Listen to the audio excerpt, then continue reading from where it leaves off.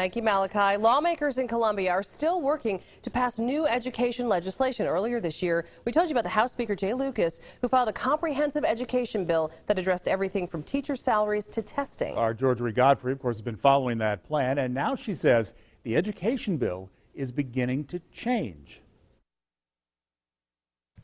Speaker of the House Jay Lucas filed an education reform bill to address multiple areas of education. The original version of the bill did away with social studies testing for lower grades, would increase teacher salary, and create programs that supporters say would make sure all students stay on track. We want children ready to read.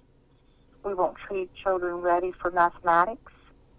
We want them to be on grade level as they progress through the educational steps, to prepare them for careers and jobs. But teachers who would be directly affected by the bill had some concerns from the beginning. Well, one aspect of it has a student bill of rights, and one of the key parts was that a student has a highly qualified, passionate teacher who is willing to continue to learn. But then later in the bill, school could have up to 25% non-certified staff, which sort of defeats the purpose of being highly qualified. Through discussions with lawmakers, South Carolina teachers have been able to influence a few changes to that education reform bill. A section that required the Department of Education to study teacher pay schedules was deleted from the bill after teachers expressed concern about getting paid on performance instead of experience.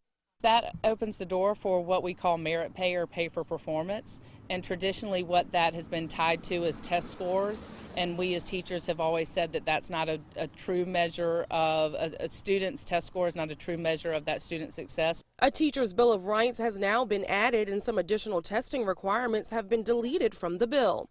And the tests that are being utilized currently, whether it be the social studies, the history tests, and so forth, are not measuring and providing the teachers the data that they need annually. Oftentimes, the test results are provided a year after the students leave. The bill with the changes passed out of an education subcommittee Thursday. It has one more hurdle to pass before it can be taken up on the House floor. In Columbia, Georgia Godfrey, 7 News. More changes are expected as this bill continues to move from committee to the State House floor. The Senate does have a compatible bill that members are also going through and adjusting.